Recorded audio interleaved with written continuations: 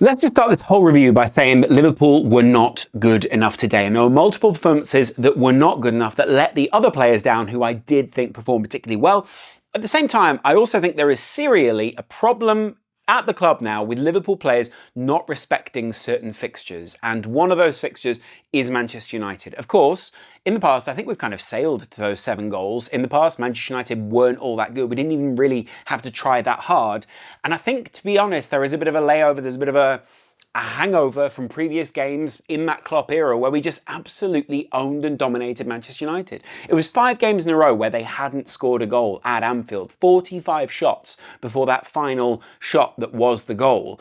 And honestly, I think Liverpool let themselves down today. And I get it, we've been saying it on this channel for a while now that Manchester United are a team that sets up with a tactical idea such as Ruben Amorim's quick counter-attacking, packing the midfield, making it difficult for us to play through it, and sitting on Salah on that side, meaning we have to push to the other side. We're always going to do damage to Liverpool. But I think Manchester United came particularly motivated today, and you can understand why after that poor performance, a poor set of performances in previous games. They wanted to come back against Liverpool. I didn't do a preview on this one because I was working, but in the notes that I did write in the preview of the preview, if you like, I was saying I think Diallo is going to be a real problem against Robertson out there. I think that they're going to have a lot of joy in that gap that everyone tries to create against Liverpool between the defence and the midfield in the edge of the 18-yard box.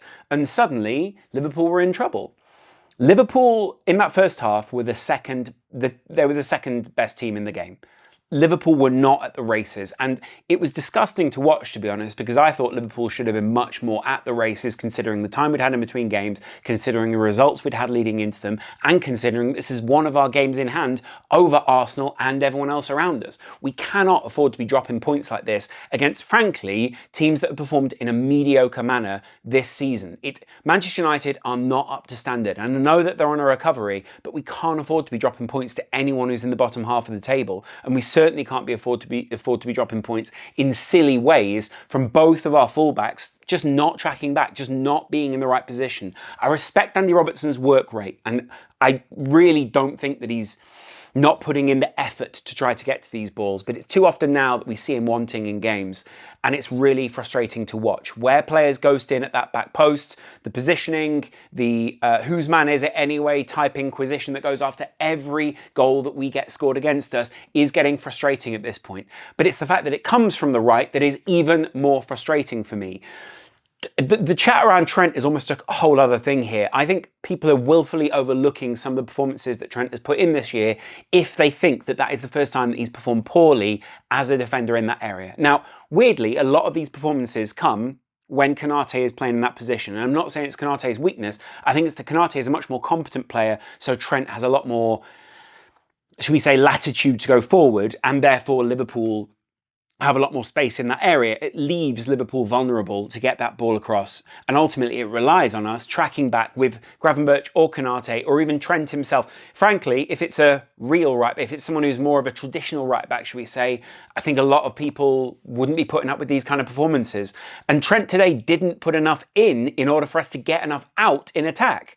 One of our goals was a penalty, which I get was a penalty, but really we hadn't created much around that. And the other was a fantastic individual effort from Cody Gakpo, set up by the other actual man of the match in this game, Alexis Mac Allister. Alexis Mac Allister is a quality player, and in games where he's given this kind of space, where we don't have someone like Szoboszlai, where he can crunch into tackles, where he knows that we're overrun, where he knows the areas that he needs to be, and he does this kind of thing, I think he's worth every one of those 45 million that we spent on him, and he's closer to a 60, 70 million pound player like someone like Szoboszlai is. It was disappointing that we didn't see Szoboszlai today, but it was even more disappointing that United at every point in the game had us tactically cancelled out. They hadn't worked us out, but they cancelled us out.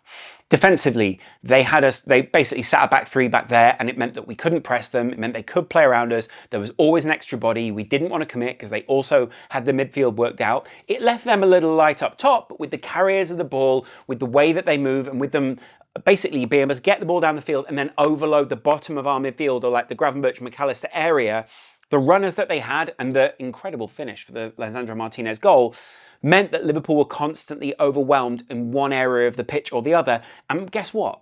we didn't have control. The game is always down to control under Arne Slot, and we just didn't have the control that we needed today. And it wasn't good enough from Liverpool.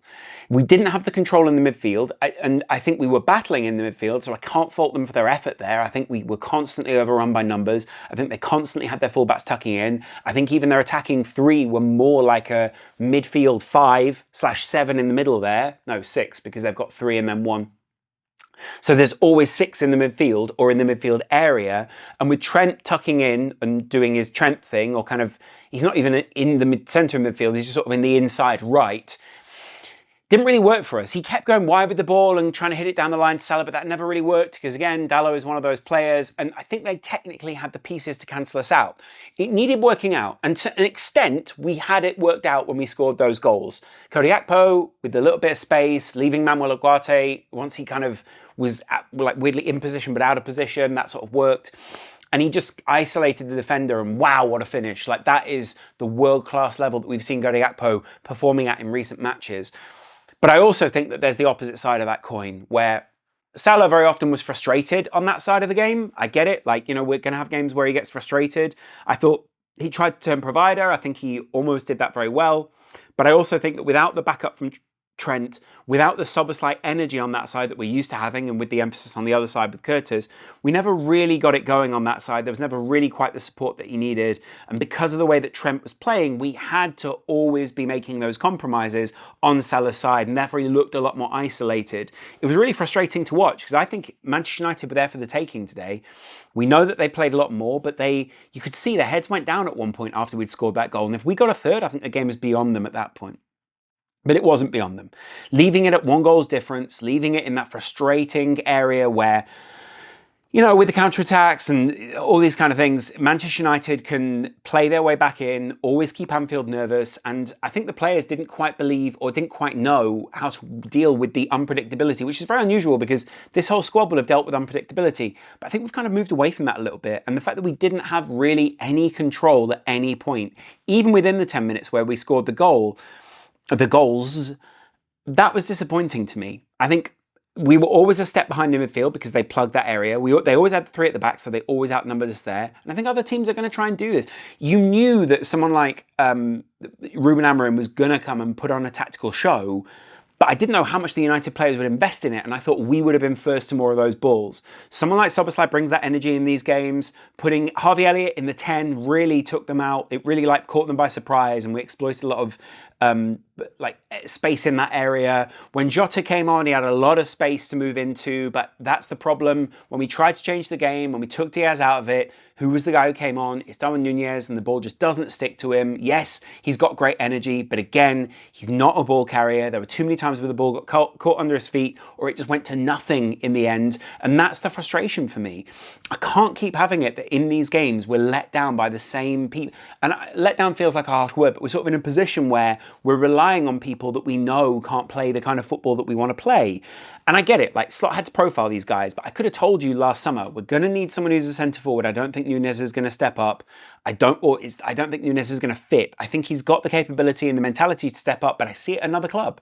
I just don't see him doing it in this, whatever this shape is, whatever the need is for the striker there is much more Jota sorted. It's much more Diaz shaped than it is Darwin Núñez. And it means that in games we're handicapping ourselves match after match after match, because frankly we had 2 players at one point throughout this game. It's Trent, who there were times where I think he put on good passes, but I can't see another right back who, there was maybe one switch in the game where I was like, okay, good vision. But apart from that, I know there are other right backs can do that. I know there are other midfielders that can do that. And when I see the emphasis on the technicality in midfield that we have with Gravenberch, McAllister, Curtis, Szoboszlai, Elliott, Chiesa if we want it there, there's plenty, you know, Trainioni coming in. I start to think to myself, I see why Trent wants to go somewhere else, because he's not going to get the latitude to do what it is that he wants in these games and be the hero that he needs to be. And frankly, he didn't show the selflessness or the self-awareness today to just be the right back that Liverpool needed. He's great at one-on-ones. He's great in a lot of those positions, but he was too legless. You could see who Virgil was shouting at after that second goal. And too many times they got opportunities where the ball came in from our right-hand side, their left-hand side, to put the game beyond us. And I think towards the end, Liverpool were looking pretty leggy because we put all of our, we basically put everything into us coming back, getting the 2-1 or even getting a 2-0. We thought it probably would have been nil. And frankly, I think we kind of began to lose faith in where we were in the game because we didn't know what our shape was. It's the first time I've really seen some of the reminders of the Klopp era, some of the reminders of the unsure nature of the way that the players play, some of the players questioning what their positions are, and at the same time showing great technical proficiency, but not having the chemistry that I need in this Liverpool side to be able to actually go out there and perform. It's really disappointing.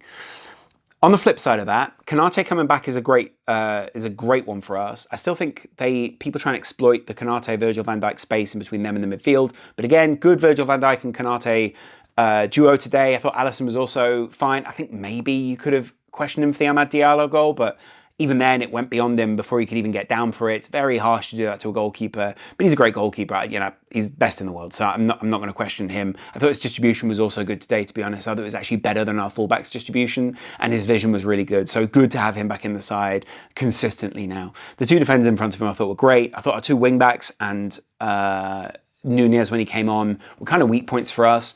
Diaz never really got into the game, but he was playing in that like next to Gakpo role that I like him in. I think there were too many times where you thought he's not really providing enough of a threat here. He's a bit too ghosty almost. He's a bit too false nine-ish. And he's a bit too almost midfield centric because we were losing our numbers battle in that area. And when McAllister really put his foot forward, it worked way better for us, pushed us down the field. And when McAllister's in control, Liverpool are in control, frankly. Gravenberch had some great turns, but those were great individual moments. And I really just... Today, I genuinely think it was the right-back area that we looked shaky in, and it took away from our whole structure. The distribution from that area, the lack of support for Salah, the lack of everything was really just disappointing. And as balanced as that formation looks, Conor Bradley wasn't on for long enough, but you could see what it was that he was trying to do, the support he was trying to provide for Salah, the way that it really pinned them back, and the fact that Virgil van Dijk and Konate are competent enough in those areas does allow fullbacks to push forward. But if you're not going to pin your guy back and you're going to get caught in the midfield area, basically allowing them forward and allowing space behind you, it's not going to work for us. And that's where I think Trent's an incredible player, but the actual profile that we have of him at the moment, the way that he's playing, the way that it's working, just doesn't work for us in every game. When we win, it's great. When he puts on those passes, it's great.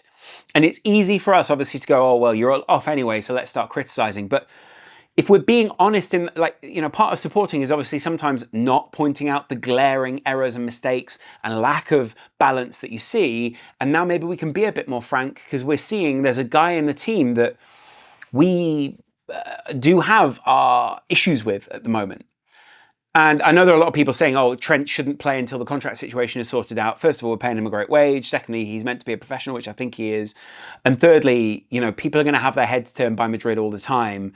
If Madrid can undermine us in such a way, what are we really doing here, guys? Come on, I think we actually need to back our guy, at least until he's not in a red shirt anymore.